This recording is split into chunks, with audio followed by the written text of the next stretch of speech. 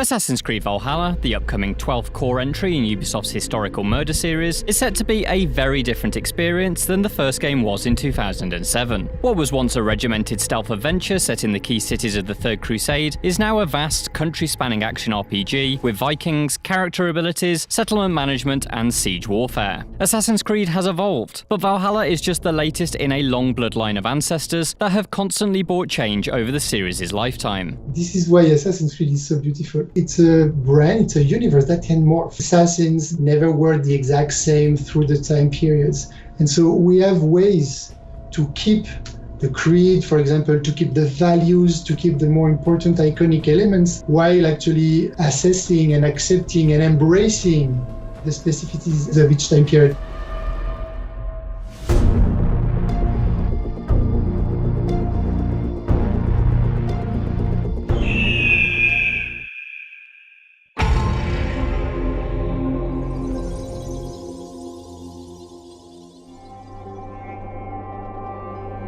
There are a few things more endemic to Assassin's Creed than parkour. Building on what Ubisoft Montreal had learned while developing fluid navigation for Prince of Persia: Sands of Time, the team working on the original game made the cities of Damascus, Akko, and Jerusalem like pedestrianized Grand Theft Auto maps, featuring then unprecedented vertical scale. But while protagonist Altair's adventures had allowed him to climb and sprint across the towering walls of the Holy Land, an internal post-mortem after release concluded that parkour was ultimately underutilized. A lot of the actual missions we were asking the players to do were not relying on the strength of the game. And so this is why in AC2 we said, okay, we need to use that as a gameplay block during missions. To better integrate parkour into Assassin's Creed 2, which shifted the world forward almost 300 years and relocated the action to Renaissance-era Italy, the team created what they call free-run highways.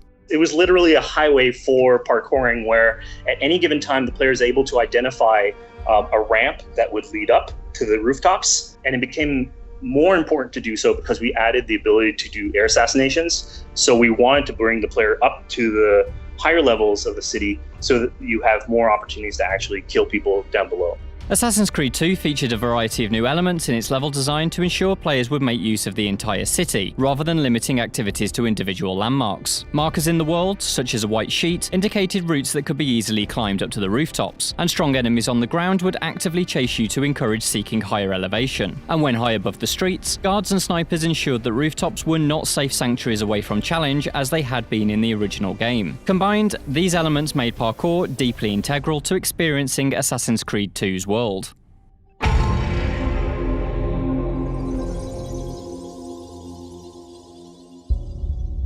Alongside parkour, Ubisoft Montreal knew it had to make improvements to Assassin's Creed's social stealth systems, an idea inspired by the crowds used in IO Interactive's Hitman games. They had a Carnival map, and there was a massive crowd of people that you could walk through. I think their NPCs were very low res, so there wasn't that much behavior in them, but we still wanted to achieve that dream. Well, it was, to nail completely this fantasy of being an assassin, So it's either you dominate the situation from above, so using the climbing, the parkour, etc., or you're at the ground level but just disguised in the middle of everybody and nobody knowing that you're there. While the first Assassin's Creed featured groups of monks that you could blend in with, the sequel offered a more challenging take on hiding in plain sight: the courtesans. What would happen is as you walk around with the courtesans, they would peel off one after the other as soon as you met guards. It was like having shield or life in a shooter game where every time you encounter an obstacle, so a guard, a courtesan would peel off.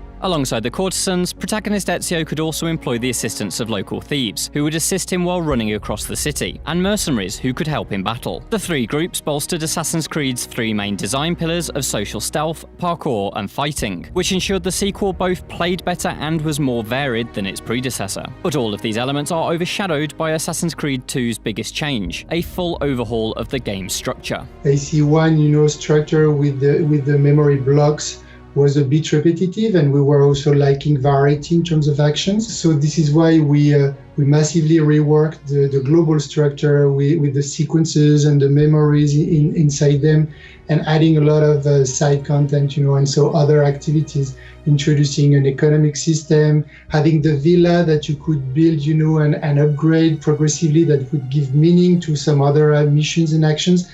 And so all this made AC2 a much more complete game. Rather than a series of targets you took down in largely similar methods, Assassin's Creed 2 embraced its world and turned Renaissance Italy into a playground filled with collectibles, activities, and secrets. It's a design approach that not only revolutionized Assassin's Creed, but established the blueprint for many other open-world games Ubisoft would go on to make. The impact of Assassin's Creed 2 can be felt across series like Watch Dogs, Far Cry, and Ghost Recon, not to mention plenty of other non-Ubisoft games. It was a defining moment in the company's history and one that would impact the entire gaming community for years to come. Assassin's Creed 2 also added one small element that, at the time, no one on the team could have foresaw what it would evolve into. We were allowed to have water. Altair was afraid of water. He died when he jumped in it. Ezio was not, so that gave us a pretty big dimension. It got us our boats also for the first time. 2 games later, the little gondolas coasting along the canals of Venice became colossal warships in Assassin's Creed 3. Fascinatingly, the introduction of the galleons and broadside volleys of naval combat came via something of a Destiny's Crossroad moment, when a new prototype arrived at Ubisoft Montreal.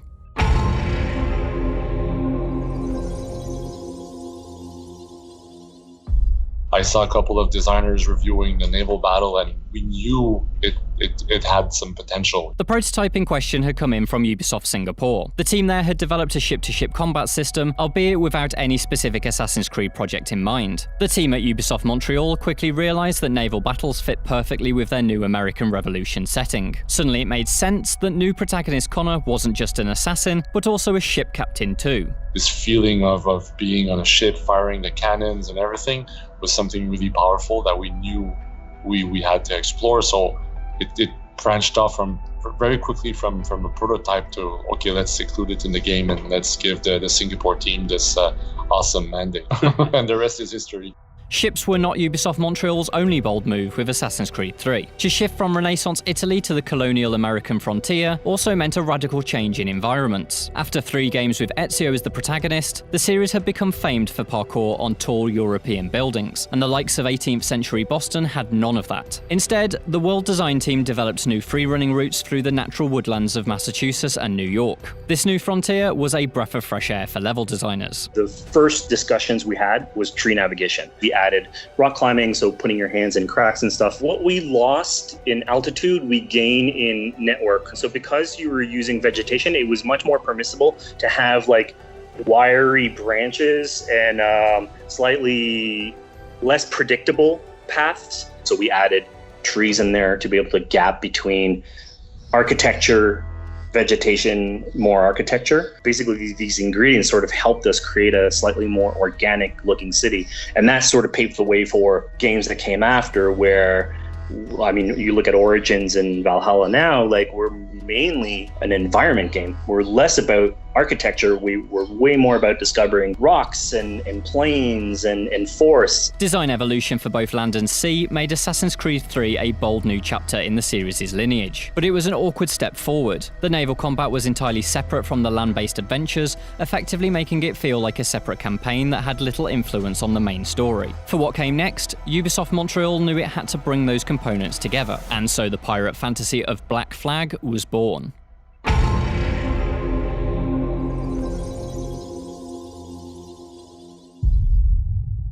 I remember one of the first questions the team asked me was, so how do we mix, Assassin's Creed fantasy and pirate fantasy? And to me, the answer was, we need to come up with one game. I didn't want to have an Assassin's Creed game on ground and a pirate game at sea. Black Flag broke Assassin's Creed 3's barrier between land and sea. You could walk from a city to the docks, board your ship, and sail out to sea without a single loading screen. Furthermore, its Caribbean map, a huge archipelago of islands, was a true open world, unlike the large but separate cities of past games. It was the breaking of that technical hurdle that made Black Flag's themes come alive. Boats like that are just freedom. You're the only master on board after God. It's really you in charge. Much of Black Flag felt familiar because it was built atop of Assassin's Creed 3's biggest triumphs. The natural landscapes of the Caribbean islands can trace their origins back to the American frontier, and the new combat options, including a brace full of flintlock pistols, is rooted in the dual-wielding birthed in its predecessor. But the glue that bound all this together is Black Flag's true secret weapon. Not a cannon or a cutlass, but a man called Edward Kenway. It was important for us to show that the world of Assassin's Creed is bigger than just always being an assassin. I think it would be akin to if you were making a Star Wars game or Star Wars films and you always had to be a Jedi. I don't think the universe would work as well. Han Solo analogies aside, Kenway's privateer-turned-pirate background brought a fresh perspective to the overarching narrative of the series. Rather than being a stoic member of the Assassin's Brotherhood, he was a chancer looking for profit. We thought that if this Assassin's Creed universe has any legs, it should be able to depict the entire world under the influence of these two groups, not just are you an assassin killing Templars? So it was the first time that we said, let's show this conflict from the outside looking in.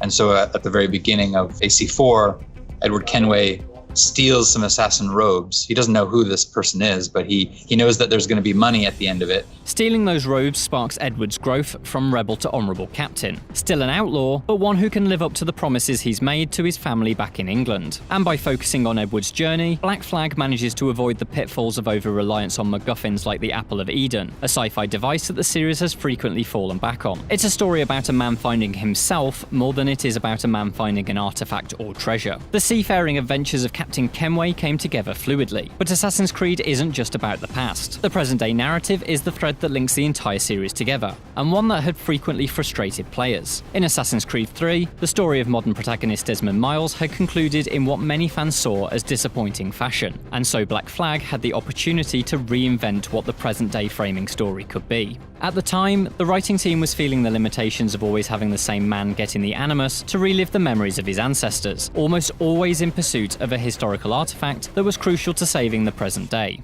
So we hit on this idea that maybe there was an Animus that could take anyone's blood, and any sort of third-party observer could go in and observe anyone else. That third-party observer would turn out to be the player themselves, rather than any scripted protagonist. This wasn't a shallow decision either. It tied into a broader narrative ambition called Initiates. The idea was that it would be a persistent present day, and that if you were into the modern-day story, you would log on to Initiates, and there would be constant content, maybe weekly content. Black Flag's story was fused with Initiates, making players themselves part of the overarching narrative. But Initiates didn't last long, and the program was completely shut down in 2015. The modern-day story in Black Flag, which ran into Unity, wrapped up in Assassin's Creed Syndicate a few months after Initiates was retired. With that chapter done, a new approach for the present-day fiction needed to be found for the next project in the series, a prequel set in ancient Egypt called Assassin's Creed Origins. And that's where Layla Hassan came in. Layla's modern-day sequences in Origins were far less frequent than in previous games, and so felt less intrusive. But they were also significantly deeper than many of Desmond's appearances. Rather than being linear narrative chapters, Layla had a laptop that players could freely browse for more information on the larger Assassin's Creed universe. Each new lore tidbit was meticulously crafted by a small team working purely on these present-day chapters.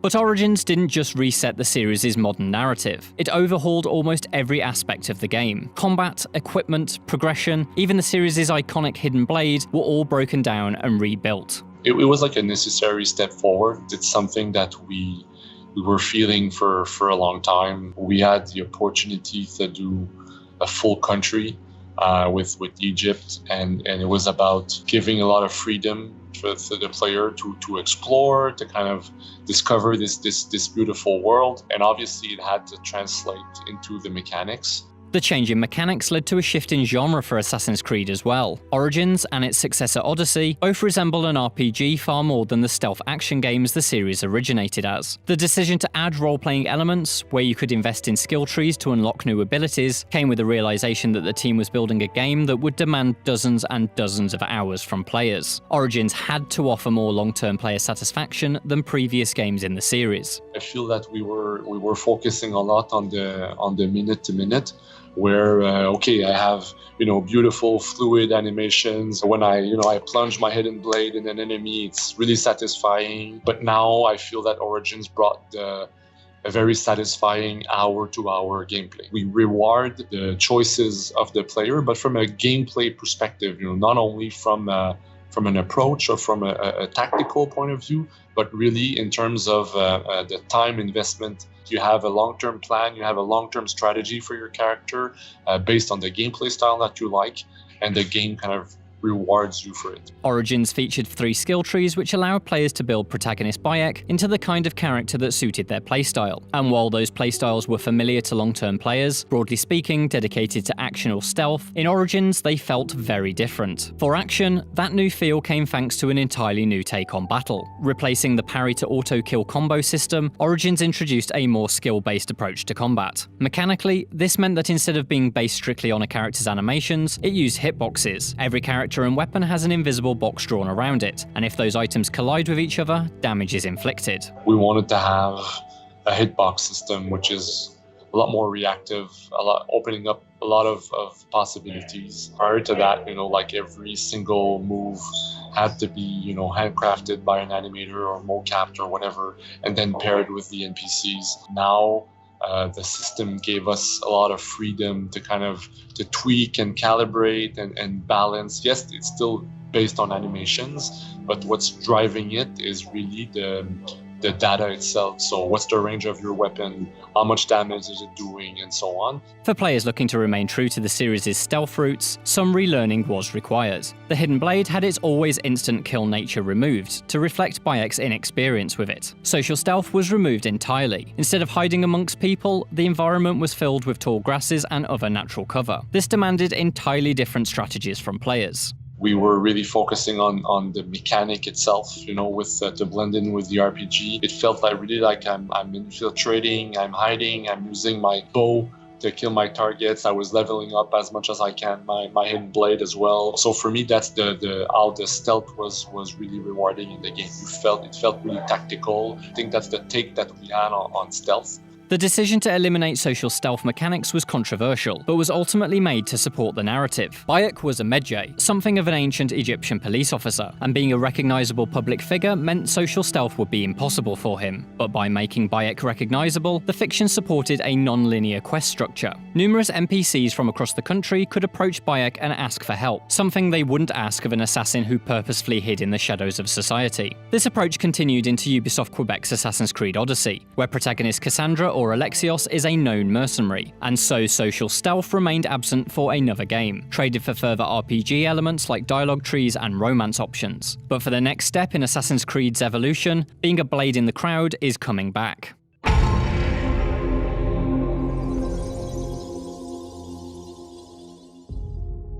We felt it was a good opportunity to bring back the social stealth because you are a Viking in a hostile territory.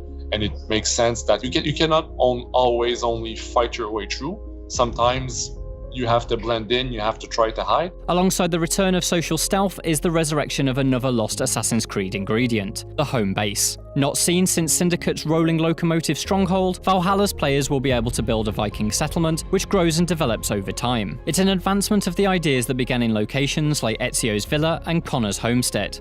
Yes, we had the villa, we had the homestead, but now it's really reshaping the game structure itself because you have a village to care for and it's at the center of your decisions. It's not a side thing that is optional, like it's really at the center of your decisions, and it's also the opportunity to see the consequences of your actions. Alongside new mechanics, the team is trying a different approach with storytelling to help anchor the game in the Viking fantasy. The old Icelandic sagas are very interesting in terms of their structure. They don't tell a story. They're actually kind of closer to Don Quixote, right? Like a picaresque, where you have a character and they go on a series of adventures, and the character themselves is kind of ever changing, but there's not a driving plot like you would expect in a typical movie like a Lord of the Rings, where it's just like do this and go there.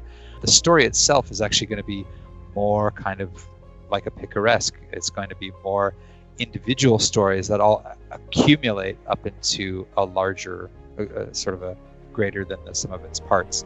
With a new approach to mythology in the form of the Norse pantheon, large-scale siege warfare, and the inclusion of both Norway and Anglo-Saxon England as locations, it seems like Valhalla could be another major milestone in the history of Assassin's Creed. But whatever evolutions the team at Ubisoft Montreal make, they won't be the last. There's no formula. All the teams working on all these games are working hard and always pushing to make the franchise relevant as a modern piece of entertainment, you know? And so this is why the franchise keeps evolving and adapting. And if we keep this honesty we had at the release of AC1, where we always look at what we've done, what are the good things, the less good things, then I no worry. I mean, there's so many talented people working on the franchise and loving it and wanting to carry on, that it could last for a very long time. From the Holy Land to Valhalla, Assassin's Creed has come a long way. It's always been recognisable, but it's the differences between each game that really makes the series exciting. The big RPG reinvention for Origins came as Assassin's Creed turned 10 years old. It's fascinating to imagine then what entirely different genre traits the series may have by the time of its 20th anniversary. Because for a series that is so rooted in our history, it has a lot more of its own still yet to write.